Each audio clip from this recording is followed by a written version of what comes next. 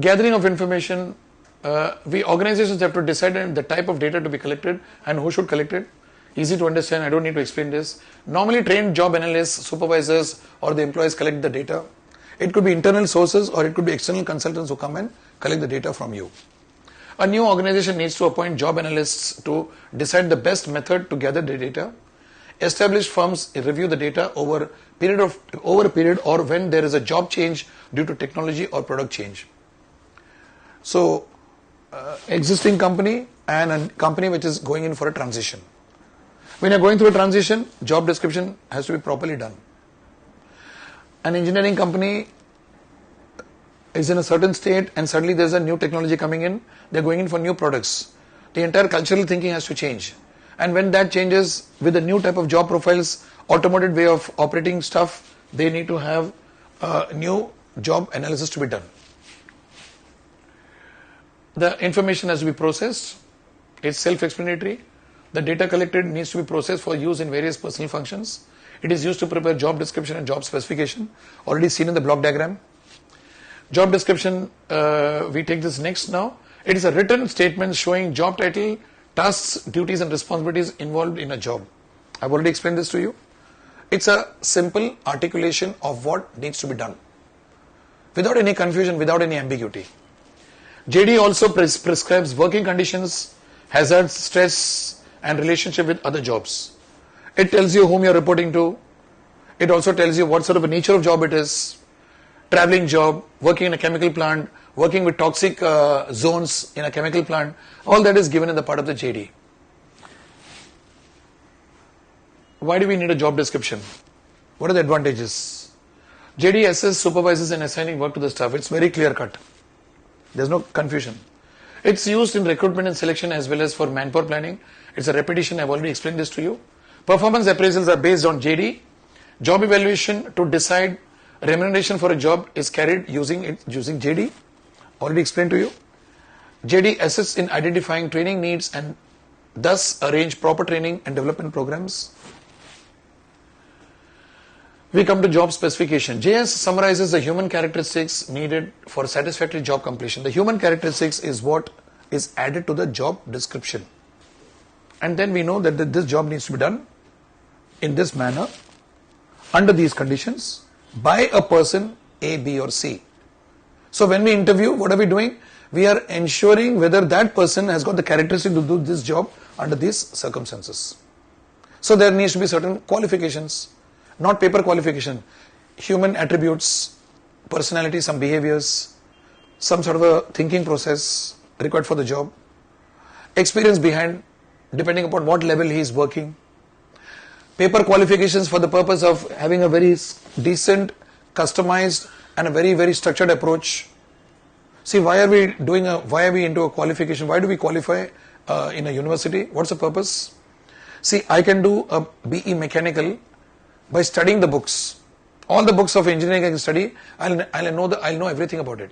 But when I go through a structured approach, there is a discipline which I learn. And there's a checks and controls method of doing it. So that I calibrate how well I've gone ahead or not going ahead. It's important. So paper qualifications are not everything. But the paper qualifications, the purpose of the paper qualification is to ensure that the person who's working is understanding the need for structured approach and a disciplined approach. If I have a structured and a disciplined approach on my own, then paper qualifications are not important. But then most of the human beings would not be self-driven to become educated on their own.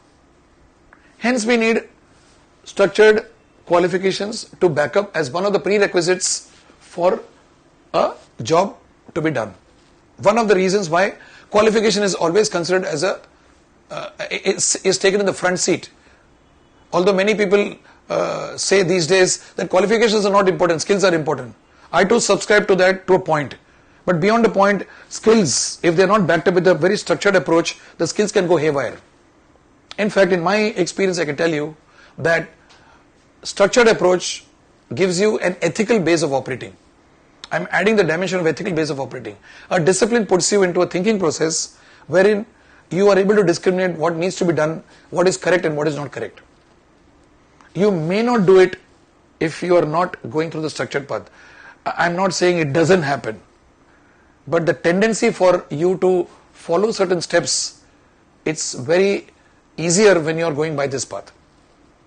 Okay. The required personal attributes that are classified as essential, desirable and contraindicated. This is, I've already given you this. In preparing human resources requirements, there can be disagreements among the different organizations. Like I told you, two companies, same industry, will have different approaches towards job specification. Each will have different. There's a private bank A, there's a private bank B. There are personal banker in private bank A and a private bank B. Now when I approach both these personal bankers, both of them have got different ways of working. Dealing with us, they deal with us pretty well as a customer.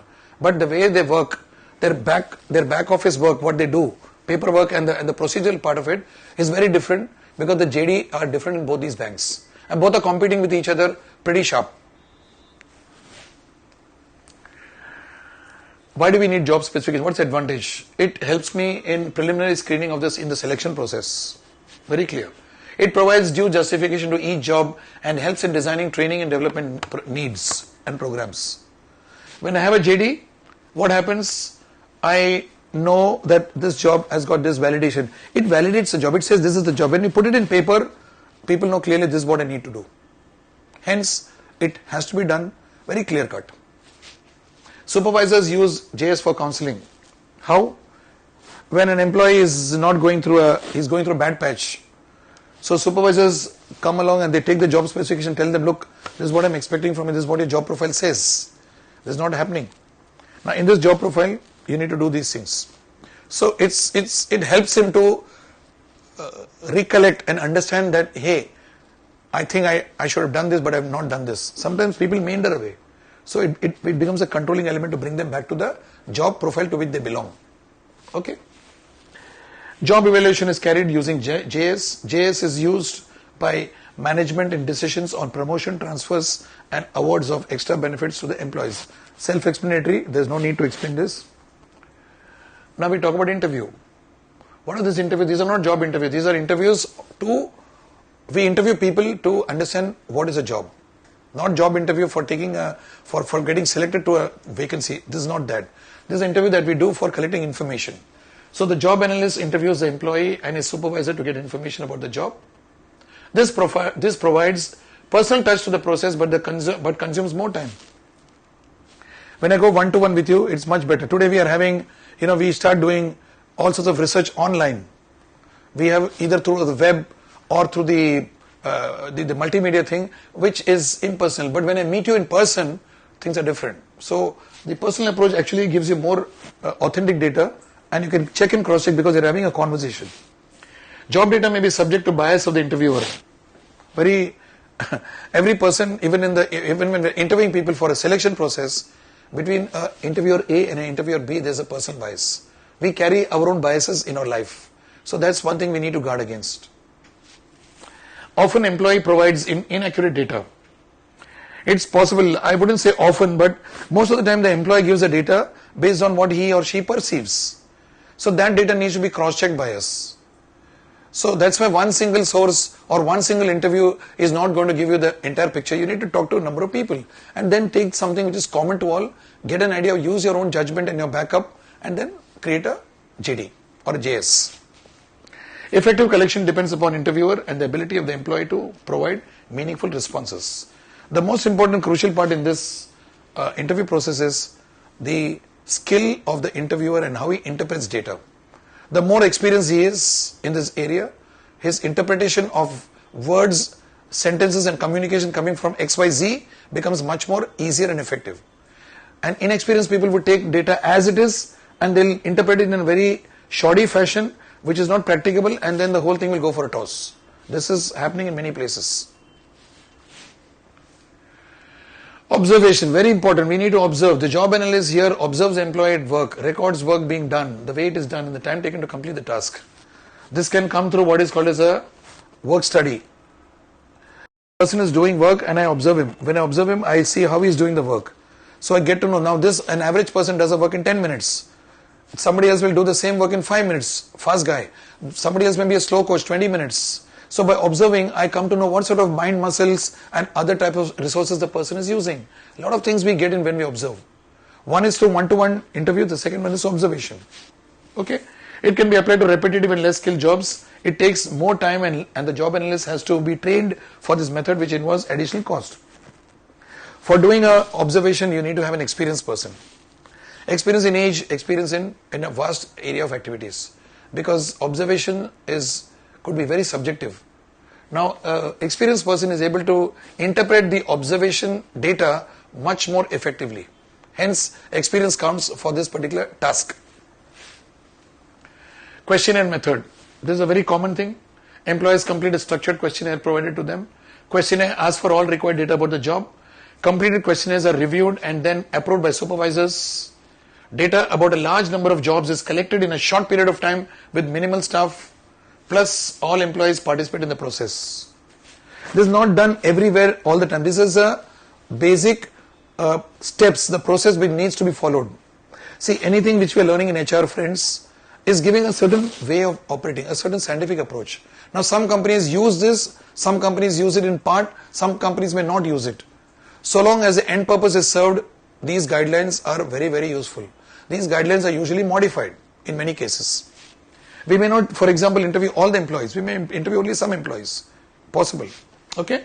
Information provided in questionnaires need to be cross-checked for completeness and accuracy.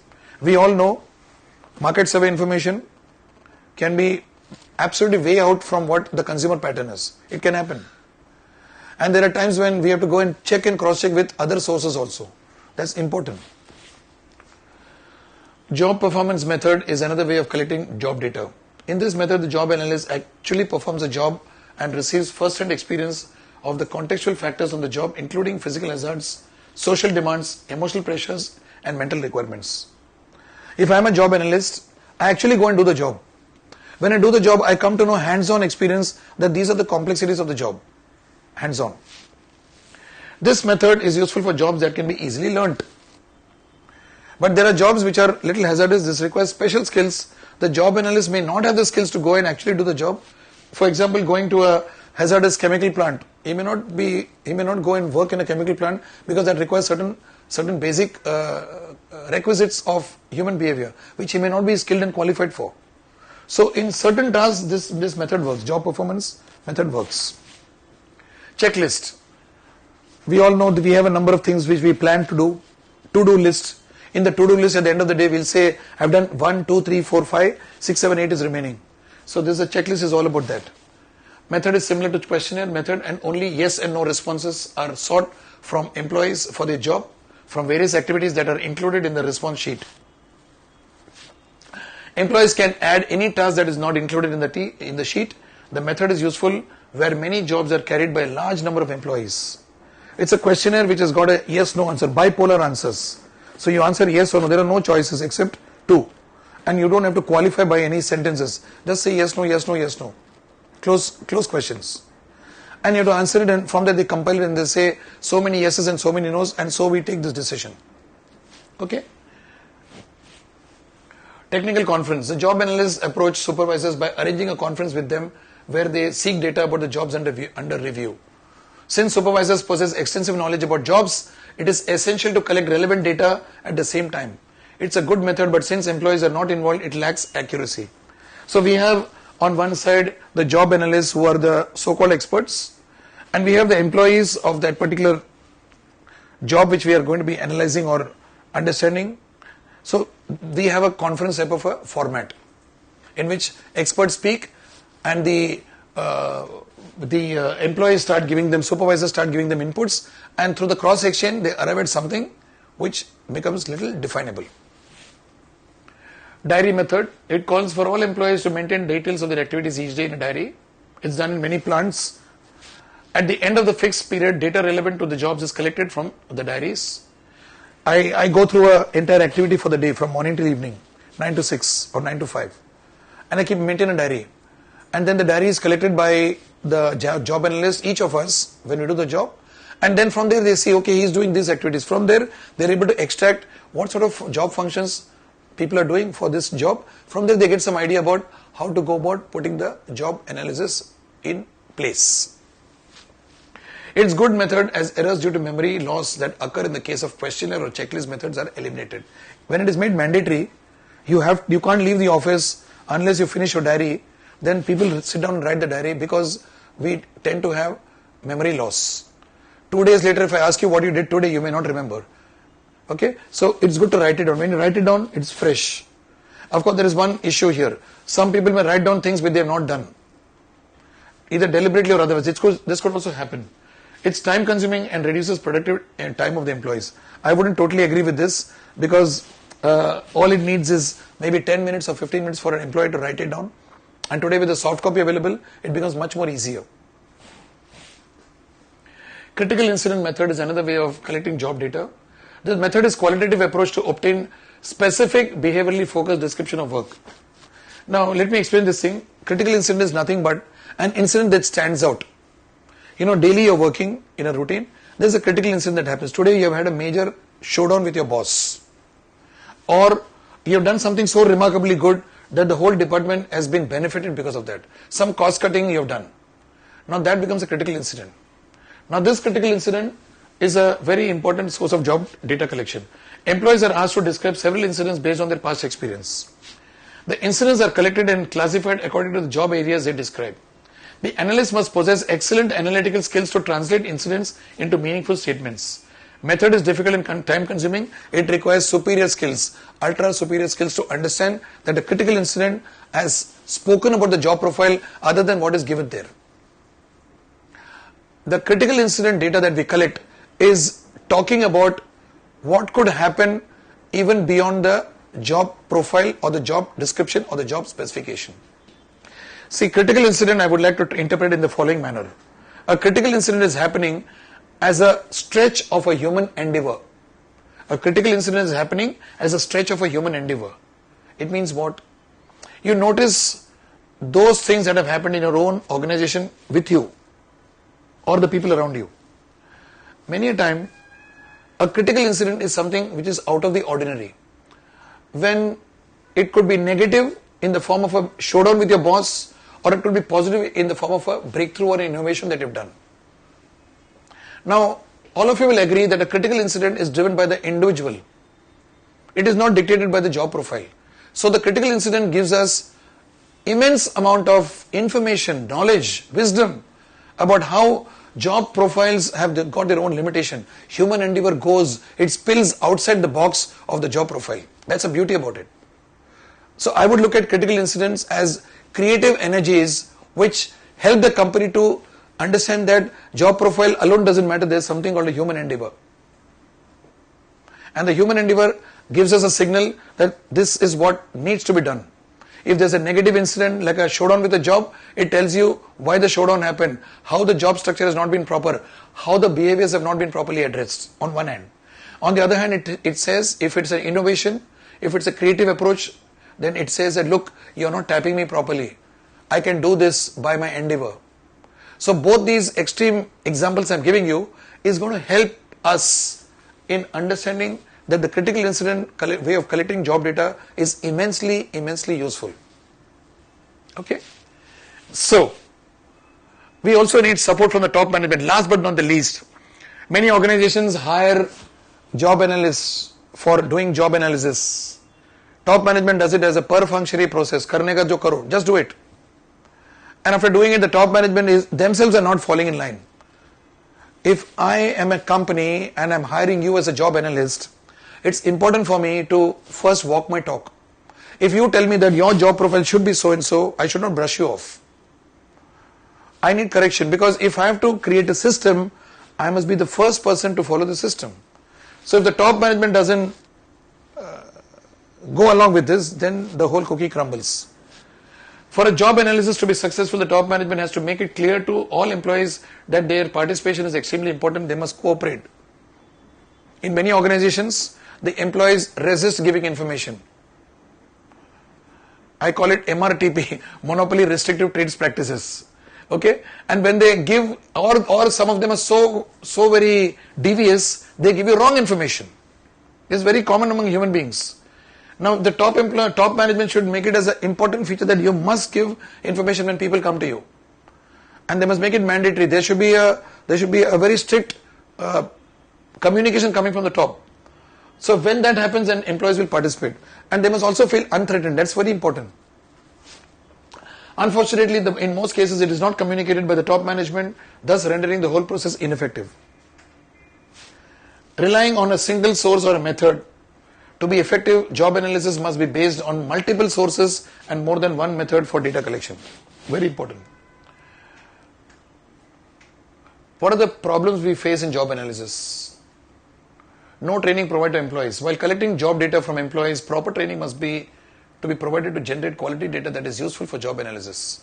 When I come to you for collecting some data, you must be told how to give a data to me. That's the training we're talking about. If you give data in a very insipid elementary form, you must know the purpose for which I've come to you. I have to articulate the purpose to you.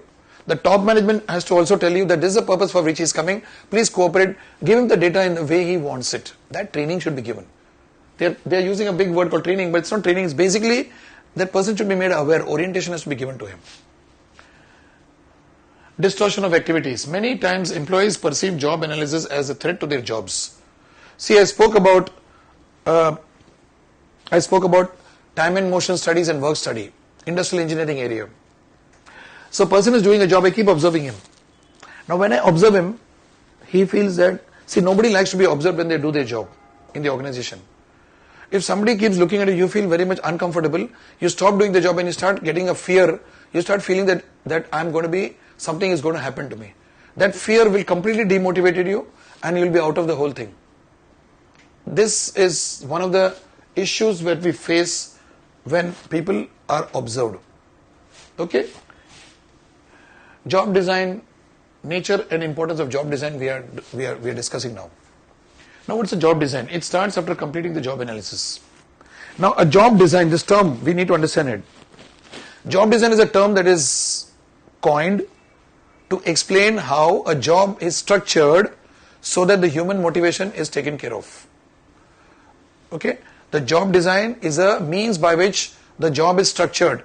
We are structuring the job in such a way that the human motivation takes place. Job design and motivation, two key terms. Remember this. When we say job design, we are not designing the job. That's designing in the sense we are structuring it. We put the activities in such a way that boredom is reduced. We add variety to the job. We make the job more involved for the employee. He starts looking forward to doing the job. Now, this is required for human beings because we get bored very soon. We are creatures of habit. After something is exciting initially, then you start losing interest in that. So how to keep on motivating people? One of the methods of doing it is, what HR has to do is create job designs. So in a job design, it involves efforts to organize tasks, duties and responsibilities into a unit of work so as to achieve certain objectives. It involves specification of individual tasks to be done, specification of methods to perform these tasks, combination of tasks into specific jobs for assigning to the individual. Now all these steps are pointing towards behavioral congruence. The person will feel like doing it. Certain jobs are so monotonous that we need to design it.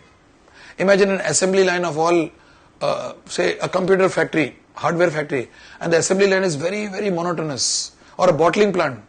Now in the bottling plant, we have to have different ways of designing the job so that people are adding variety to their work. When you add variety to the work, what happens? You start looking forward to doing the work. The work has to be done. The job is basically monotonous, but how to add variety is a part of job design. Job design has to satisfy organizational requirements and individual needs. Well-designed jobs reduce costs and increase efficiency. Badly designed jobs are difficult to fill and cause absenteeism and higher labor turnover. Many companies are oblivious. They are not aware that certain jobs, the nature of the business is such, the nature of the unit is such, it has got a lot of hazards. Now when hazards are there, or when the job is not very exciting, it gets monotonous, the top management has to realize that we need to somehow attract people by very good methods. What most of these companies do is they give a lot of money. Money is the greatest motivator. It is one of the most misquoted. It's not a motivator all the time, especially for jobs like this. That's why many organizations which are falling in this category of hazardous working or boring working, you don't find people sustaining for long. Attritions are too high. In the same type of industry, in certain other companies, we find people are working for long period of time, and yet they don't leave the company because there they are having better job design. Okay. In future, well-designed jobs will become more important in attracting and retaining motivated workforce, which will be capable of producing high-quality products and services. This is going to be the future scenario. Job design is affected by organization, environment, and behavioral factors. Now we'll be discussing three factors: organizational, environmental, and behavioral factors that impact the job design. Organization factors is about the company within. Behavior, environmental is outside the company and as well as inside the company. And behavioral is about the people. Now in organization, we are talking about the structure of the organization, the way the company is running, the culture, the policies, etc. Now this is fitted into the inner climate. And these two put together is impacted by the external climate outside the organization. And all this cannot run unless there is a behavioral element of people. So these three factors are what we are going to be discussing now. Organization factors. Characteristics of a task. Tasks are very complex. Since tasks are complex, what happens? We have to make them simpler. How do we make them simpler? See, a certain task has to be done. It is complex. So I break them into small parts. And they need to be, to do this, I need to go through the various processes which we learned in principles of management. I have to plan my task, I have to execute it properly, I have to control it effectively. All those things I need to do. It should be a systematic approach. Anything that is complex needs to go through a systematic, step-by-step scientific approach. Clear cut. Workflow. The workflow affects the job design. It is determined by the nature of the product or the service. After the sequence is finalized, time and workforce involved in completing a particular job is determined. I take a certain path of completing a work. A certain chemical is produced by certain steps and certain processes. Now that will affect the job design. Obviously, it's an organizational thing. The nature of the industry to which you belong will determine the workflow, and that workflow will affect the job design. So that is an organizational factor. Next comes ergonomics. Designing and shaping jobs to fit the physical abilities and the characteristics of the individual so that jobs are performed better. You must be knowing ergonomics from the viewpoint of the chair on which you sit in the computer. There are ergonomically designed chairs which gives you the human comfort and reduces your fatigue. At the same time, the interface between man and machine becomes much easier so that your productivity keeps increasing. It's basically man and machine in harmony with each other and the surroundings. At the same time, the surroundings are pleasant. I can adapt to a very difficult condition. No, it's not about that. It's about adapting at the same time making it pleasant. So, designing and shaping jobs to fit the physical abilities and the characteristics of the individuals so that jobs are performed better, and nature of the job remains same but layout, methods, tools arranged to suit the employees. You know, we make frequently furniture shift at homes. Many housewives do this. The television is kept near the, let's say it's kept near the wall unit, and then after 6 months they'll shift it to some other place. And we guys, we men, when we go home, we are confused sometimes, right? Now this furniture shift is to create a certain type of a change. It's a form of a work design. You know, all of you will agree that it becomes too monotonous having the same thing in the same place all the time. So we all do it, isn't it? Except a few individuals. And the purpose of doing that is to ensure that you are having a comfortable, harmonious environmental relationship. Okay? Work practices. These are the set ways of performing work. You know, we have been doing it for so many years, it's going on. Don't disturb it. Okay? These are determined by the time and the motion study, and failure to consider work practices can lead to resistance from employees. Okay? So in other words, set ways of doing things which are working very well, which are producing results, also affect our job design. Now we come to environmental factors. Employees' abilities and availability. Efficiency consideration must be balanced against the abilities and availability of the people who are to do the work. Employees have got some skills, abilities, some capabilities, some competencies, and they should also be available. We have got people outside in the open who are qualified, but are they available? Will they join my company? Environmental factors that affects the job design.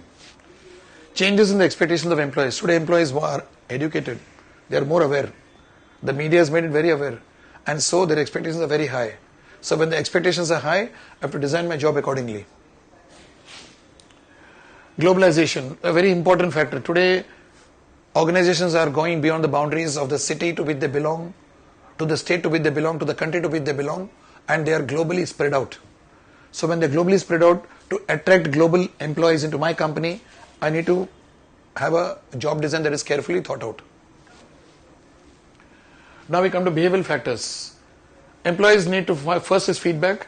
Employees need to receive feedback that the job they perform has certain significance in the overall operations of the organization. Employees need to be felt that they are important, genuinely important, not as a strategy. Okay. Now this behavioral part of it, keep on giving them feedback. You're doing good, or you need correction. Employee, motivate them. When you do that, it's going to be affecting the job pretty well in terms of taking it further. Next comes autonomy. Jobs that provide employee authority to take decisions increase an employee's self-esteem, which in turn increases productivity. If a particular job is so dependent on many other factors, the employee feels helpless. He doesn't feel he's creating something new. On the other hand, if the employee is given that feeling that he has this decision only you have to take, he feels important. When he feels important, there's an autonomy which he experiences, and that actually is a great motivator for people. Use of abilities. The job design has to make full use of the abilities in so that job satisfaction is assured. This is not being done in many companies. Many managers, many supervisors do not know what are the full abilities and skills of their employees, and instead of exploiting the skills which are available, they put them in a different direction where the skills are lost. This is very crucial in a job design. Variety. Lack of variety in a job leads to boredom and fatigue. However, too much variety makes jobs complex and they may remain incomplete. So we have to put a requisite amount of variety in the job. It should not be too much, not too less. It can be too bland, nor it can become so exciting that you don't know where you're going. Too much excitement is dangerous. At the same time, too much monotony can kill you. We need a combination of these two things. Autonomy, factors affecting job design. Autonomy, as I've already explained, autonomy increases self-esteem, use of abilities, variety. This is a repeat slide. Okay. Now we come to an important point called critical thinking. Critical thinking simply means that when a task is given, something is in front of you, you start looking at it from a very deep angle, from different aspects. You see, when you are doing anything to do with a complex system, one single way of thinking doesn't work. My thinking or whatever I am saying is not the only thinking. You have to go and test it with other people. So when I create the skills to step out of my habitual thinking, I am into critical thinking. It's very important that critical thinking is to be developed by all of us. So let's go to the slide. The skill of the 21st century workforce, it needs critical thinking. It's not abstract, it's not a difficult skill to attain. When we are more involved with informal discussions, informal working day to day, when there's a lot of encouragement for creativity to happen, innovation to happen, critical skills automatically develop. At the most important basic level, it's a process of identifying and evaluating evidence relevant to decision making. Being objective and not subjective. When a work is to be done, how to do it? What are the various abilities required? It's not about who does it. It's all about the task. It's not about the people alone. So when I talk about the task, I am into critical thinking, objective. Critical thinking allows an employee to objectively evaluate the information to reach a conclusion. No emotions. Emotions are there, but that doesn't override the objective part of what needs to be done. This skill is required at all levels and domains in any organization. Progressive organizations encourage their people by their own culture to create what are called as critical thinking skills. In fact, there are some organizations where I do critical thinking training. And it's mind-boggling to realize that people at the middle management level, even at the senior level, many of them have stuck up into their thinking process that they can't step out of the box. And they can't look at a problem from a different angle. Okay? It's hampered by fallacies of relevance. Critical thinking is hampered or obstructed by fallacies or errors of relevance, insufficiency, inconsistency, and inappropriateness. Critical thinking has to be relevant. It is nice to do something very crazy. It's nice to do something out of the box, but that should have some relevance. So when I say critical thinking, I'm doing out of box thinking. I'm doing it with the idea of bringing a solution for what I'm addressing, not just for the heck of it. It's not the flavor of the day. It is to be done because I need to do it for a certain solution to be provided. Okay. Staying objective is crucial to critical thinking. This has already been told to you. Critical thinking is important in strategic problem solving and planning and organizing. In today's highly competitive markets, clients, projects, deadlines and targets drive day-to-day operations and strategic decision making. Anything that we are doing complex requires critical thinking. I am talking to you right now. The amount of planning we need to do to make this thing happen requires critical thinking. Where to do it, how to do it, how to optimize the human effort, how to use the best of technology, how to make it interesting. So many factors have been taken into account by the institute, by the faculty, by my support team who are behind the camera. All these people have to do this. All this requires critical thinking. And we share ideas. There are things I do not know which my team helps me to know. There are things which I have to tell them. There are things which the institute tells me. So, unless we are open-minded, critical thinking won't happen. We are into it.